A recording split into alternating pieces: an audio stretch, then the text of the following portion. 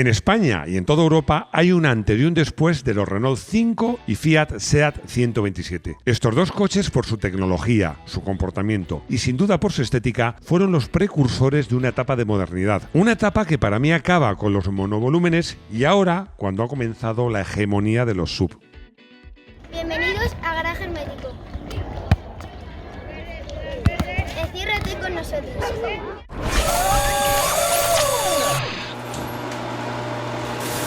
Este vídeo no lo hemos hecho pensando en la gente mayorcita, como yo, o no tan mayor como yo, que han conocido estos coches. No, al revés. Lo hemos hecho pensando en la gente más joven, que conoce estos coches, pero seguramente lo que no conoce es la importancia que tuvieron y lo que significaron en su momento. Es que fueron coches que en Europa y en España lo cambiaron todo. Ya nada fue lo mismo después de estos coches. Como de costumbre en nuestro canal, os anticipo que al final me voy a mojar y voy a elegir un ganador. Pero además, como siempre, vamos a comenzar por el principio. Exacto, porque ambos coches se lanzaron en España en el mismo año, curiosamente, en 1972. ¿Y cómo era la España de 1972? Rodrigo, hace mucho que no utilizamos la máquina del tiempo. ¿Está lista? Está en perfecto estado, está óptima para salir de los boxes. Bueno, pues en ese caso nos vamos a 1972.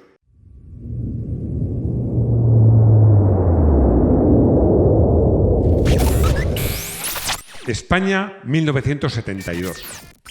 En esos años la motorización en España había comenzado, pero no había despegado. Os voy a dar un dato, estamos en 1972 y en España hay por cada coche 11 habitantes. Luego, cuando lleguemos a 2022, la cifra va a ser de 3 coches por cada 5 habitantes. Voy a dar la cifra de otra manera. En 1972, cada 11 habitantes tienen un coche y cuando llegue 2022, cada 10 habitantes tendrán 6 coches. Es decir, que el índice de motorización en 50 años se va a multiplicar por 6. ¿Y qué coches había? ¿Qué coches había? ¿Qué coches se vendían, mejor dicho? Bueno, os he traído una revista del año 1972 con la lista de precios, donde se ve perfectamente que la oferta de coches nuevos son solo 6 marcas y en total 60 modelos. Pero ojo, cuando hablo de 60 modelos, incluyo diferente número de puertas, diferentes acabados, diferentes motorizaciones. Todas esas variantes en total suman 60 modelos. En 2022 en España habrá más de 1000 coches diferentes. Vamos a ver cómo se componía su oferta. Vamos a la parte, digamos, que podríamos llamar medio alta, donde estaban en esta lista los Austin 1100 y 1300, los Renault 12, el Simca 1200 y el de mayor éxito, que era el Seat 124 y el 1430. Era el mismo coche con diferente motor. En la parte alta, los coches más caros y de lujo, todavía se vendía el Seat 1500. Y el coche más gordo que había, el coche más caro y más lujoso, era el Dodge Dart.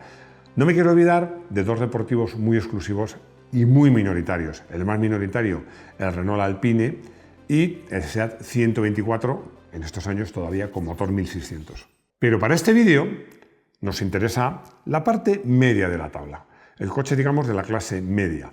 A ver, se ofrecía el Mini, pero el Mini, por tamaño y habitabilidad, no llegaba a ser un coche de clase media, pero por precio se pasaba. Bueno, era un coche pijo. En eso, el Mini actual no ha cambiado mucho. Luego Citroën tampoco tenía un coche muy adecuado a su oferta media, ¿no? ¿Por qué?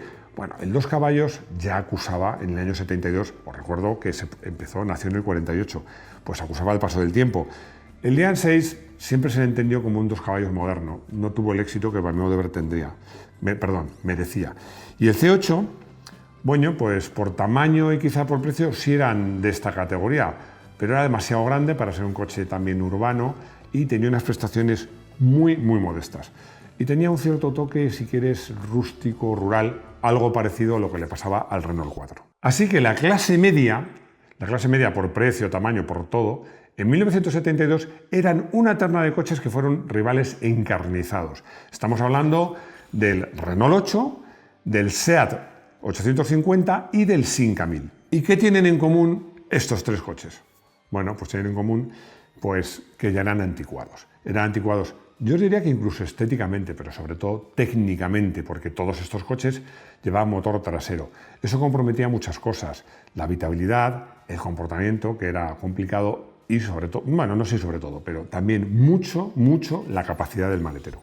Y es que, no podemos olvidar, estamos en el año 72, pero es que ya en el año 1959 el Mini, con su tracción delantera y motor transversal, había mostrado el camino, pero las marcas generalistas tardaron mucho en descubrir ese camino, hasta que llegaron estos coches de los que vamos a hablar. Pero, bueno, eran rivales encarnizados.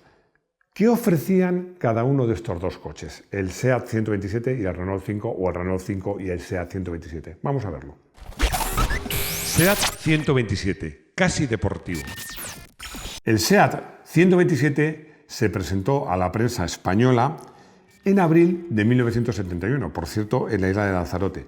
Bueno, como ya sabéis, tenía una configuración ya muy moderna, con motor delantero, transversal, por supuesto tracción delantera, suspensión independiente, y se mostró un acierto. De hecho, los periodistas que los probaron alucinaron y destacaron varias cosas, que os las he traído aquí, las he sacado de revistas de la época. Primero, sobriedad de consumo, prestaciones de coche deportivo, comportamiento sin extraños en momentos difíciles, gran habitabilidad para su reducido tamaño y estética atractiva. En cuanto al consumo, la verdad es que el 127 no aportaba un beneficio muy destacable respecto a los SEAT 850, porque el motor era básicamente el mismo. El motor que llevaba el 127 de 903 centímetros cúbicos era el mismo que llevaba el SEAT 850 Sport Coupé y el Spider, solo que en el 127 iba colocado el transversal, no longitudinal trasero, y además, como curiosidad, os diré que giraba al revés. Pero es que, por estabilidad y prestaciones para la época, era un coche práctico, familiar, pero era un verdadero deportivo. Es que si tú cogías un 127 y te ibas una carretera de curvas y rivalizabas con el que hemos citado, un SEAT 850 Sport Coupé, el mejor coupé que había habido de 850, bueno, es que con el 127 probablemente iría más rápido. Seguramente iría más rápido, porque gracias a la tracción delantera. Pero sobre todo, lo más importante es que para ir a la misma velocidad, el 850 de motor trasero necesitaba un conductor bueno que conociera el coche, y el 127 lo podía llevar rápido cualquiera y con mucho mayor margen de seguridad. Y además añadía una cualidad que los SEAT 850 no podían ni soñar. Me refiero en este caso al 850 no coupé, que era la capacidad del maletero. Porque el 850, ya fuera en 2 puertas o en 4 puertas, anunciaba un maletero, yo tuve uno, de unos muy optimistas 175 litros de volumen. Y el 127 ofrecía 365. Es más del doble. Por eso era tan frecuente en los viajes de fin de semana ver los 850 con la vaca, porque no cabía el equipaje en el maletero. Bueno, los periodistas, que oye, tenemos capacidad crítica, pues criticábamos algunas cosillas. Por ejemplo, que los asientos no eran muy cómodos, que el coche era ruidoso, que el equipamiento pues, no, era un poco pobre para lo que se estilaba ya en la época, y luego lo del claxon ridículo. Esto me hace mucha gracia porque el claxon ridículo es un poco el comodín que utilizaban entonces los periodistas. Me explico. Antes era muy frecuente en las pruebas, en las revistas, que había un cuadro resumen que ponía lo mejor y lo peor. Y claro, el redactor jefe te decía, hay que poner 4 cosas de cada. Bueno, 4 cosas, que a lo mejor no tenía 4 cosas malas. No eran las cosas malas, eran las peores.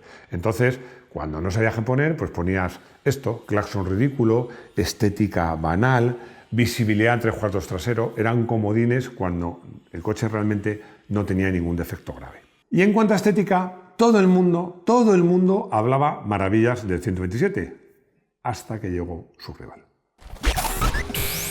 Renault 5, modernidad.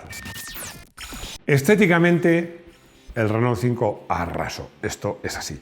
Y es que, bueno, se convirtió en el coche de moda. Era un coche que aportaba muchas cosas. Los paneles de la carrocería eran muy planos, los faros eran cuadrados pero enrasados en la carrocería. Incluso el sistema de apertura de la puerta no tenía el típico agarradero, sino una hendidura y un botón. Muchos detalles. Pero el detalle clave en la estética de Renault 5 eran los paragolpes. Para empezar, no eran metálicos, eran de plástico duro e iban, digamos, enrasados en la carrocería. Fue el primer coche, al menos el primer coche de gran tirada, que llevó los paragolpes así. Unos paragolpes que a día de hoy os diría que usan la práctica totalidad de coches. Michel Bouet, que es el diseñador, la verdad es que este tío era un genio, porque es que además el Renault 5 tiene muchos méritos. Tiene el mérito de ser un coche tan bonito, tan innovador y tan rupturista. Pero además rupturista, innovador y muy aceptado por el público, que no siempre pasa. Como por ejemplo el Multipla. Pero el Renault 5 triunfó. Pero es que además este tío le dijeron, mira, tienes que coger un R4 y poner una carrocería de 3 puertas bonita. Y él cogió el perfil de un R4, le borró la carrocería y sobre ese perfil hizo el R5. Bueno, como os digo, es un coche que es revolucionario sin serlo, porque estéticamente es revolucionario, pero la base mecánica era un R4. Fue un coche muy atrevido por diseño, pero también, y un poco de la mano, fue atrevido en los colores, porque en esa época un coche naranja, amarillo, era muy poco frecuente. Bueno, no había, y el Renault 5 aportó eso. Pero además era un coche amplio, práctico y fiable. Y además que gastaba muy poco. El motor que llevaba era el famoso motor tipo Sierra.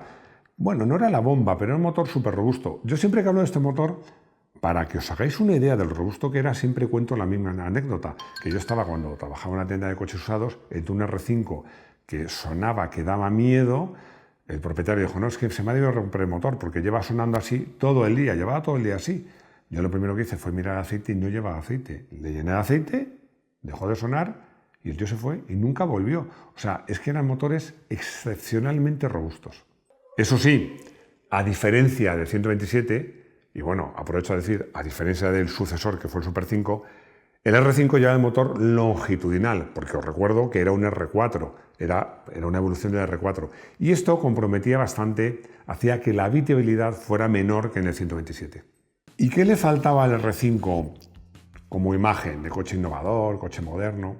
Pues imagen deportiva, porque inicialmente no tenía mucha imagen deportiva, pero aquí Renault lo hizo mejor que SEAT, porque como os digo, el 127 era un coche, la versión básica, porque estamos hablando de las versiones básicas, porque ha tenido tantas evoluciones, pero el 127 en su versión básica era un coche mucho más deportivo que el Renault 5, pero evolucionó muy poco. Como 127, luego hubo una versión, que por cierto fue con la primera que yo rodé en circuito, que fue la de 1010. No hubo más versiones. Luego ya como Fura llegó a tener un motor, el motor del 1430, de 1438 centímetros cúbicos y 75 caballos, pero eso fue muy, muy al final.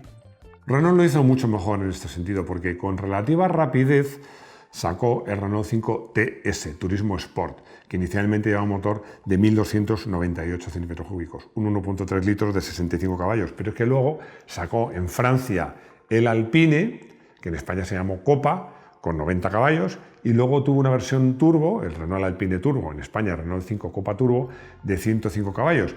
Que esto, no solo por el coche en sí, que fue un motor de imagen y le dio una imagen deportiva al coche, no, sino por las copas Renault, que tuvieron una enorme popularidad, que aún ahora se siguen celebrando, y de la que, por cierto, hicimos 2 vídeos, que los hice con muchísimo cariño, que entrevistamos a muchísimos pilotos, que tenemos unas fotos y unas imágenes increíbles, que si no habéis visto, no sé a qué estáis esperando.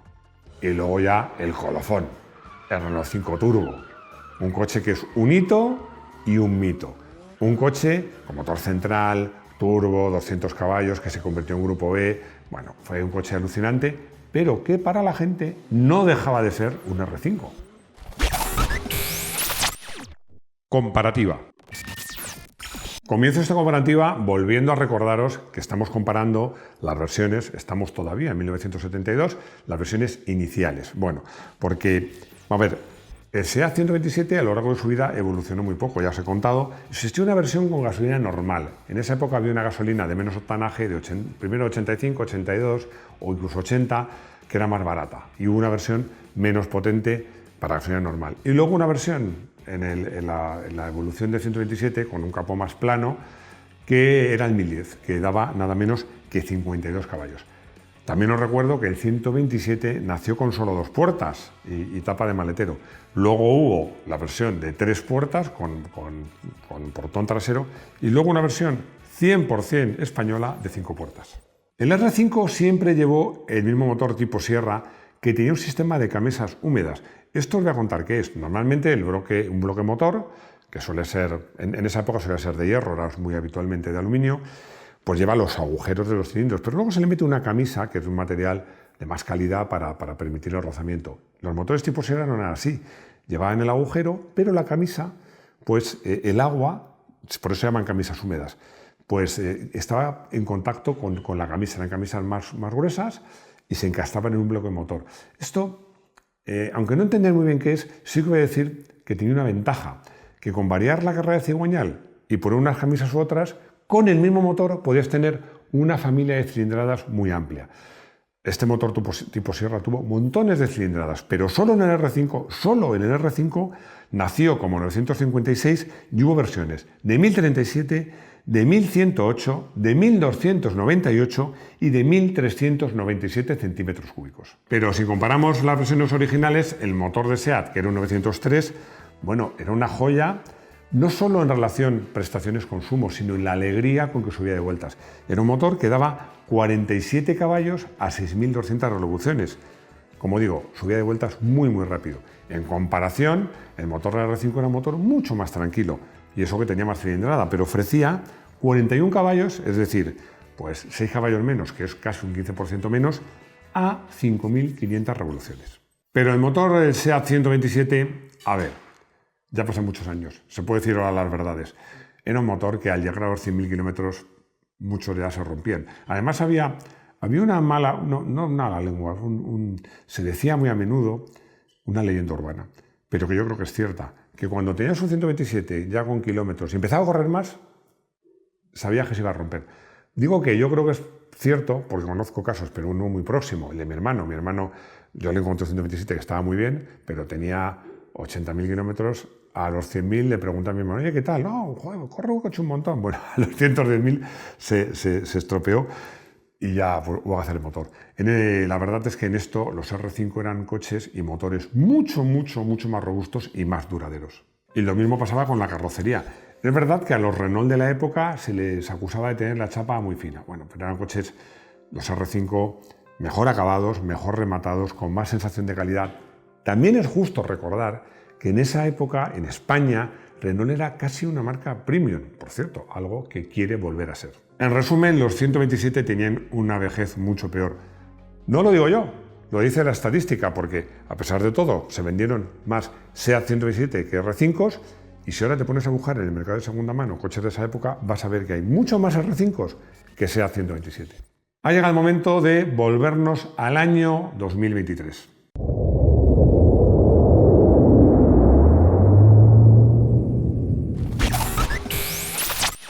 And the winner is... Bueno, han pasado ya 51 años, que se dice pronto.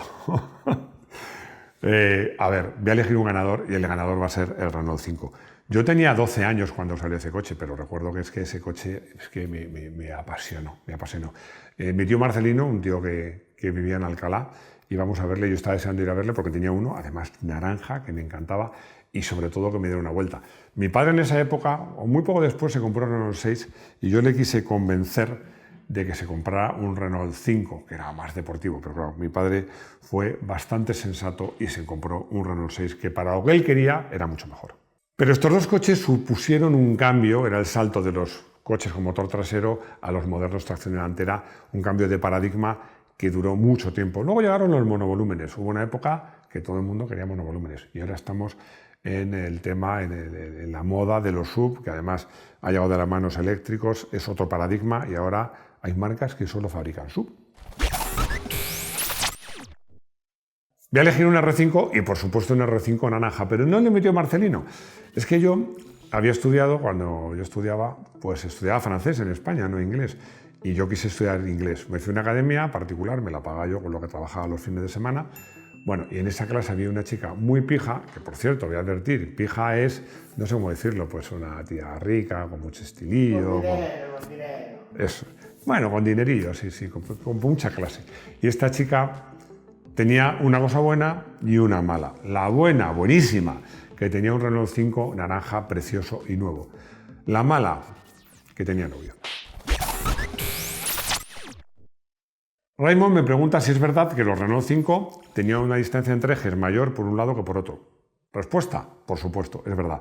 Hay un vídeo que hicimos que se llama Rarezas técnicas originales o chapuceras, donde te lo explicamos por qué y en todo detalle. Hay 30 milímetros de diferencia, 3 centímetros, y es algo que comparte el Renault 4, el Renault 5, el Renault 6 y el Renault 7. Arturo me pregunta si los SEAT 127, 128 y 1200 Sport comparten el chasis, o sea, la parte baja del chasis, lo que se llama ahora plataforma. La respuesta es que no la comparten, porque el SEAT 127 tiene una plataforma distinta a la del Fiat, que también se vendió como SEAT, pero sobre todo fue Fiat 128. El 1200, el SEAT 1200 Sport, que os recuerdo, y luego 1430, que es un coche solo fabricado en España, sí que partía de la plataforma del 127 y sí que podríamos decir que era un derivado del 127. Llegamos al final del vídeo, casi al final, porque tenemos un concurso que el que gane se lleva una suscripción anual a la revista 0 a 100. 4 numerazos de 250 páginas. ¿Y qué hay que hacer? Mandarnos un saludo, lo que ponemos al principio, que tiene que reunir 3 condiciones. Ser horizontal, tener buen sonido y si es original, mejor. Vamos a elegir los 10 mejores y vosotros elegiréis al mejor que va a ganar la suscripción a la revista 0 a 100. Y nada más, muchas gracias por seguirnos, por vuestros likes, por vuestros comentarios, por suscribirse, por estar con nosotros y espero veros de nuevo en nuestro garaje hermético. ¡Hasta pronto!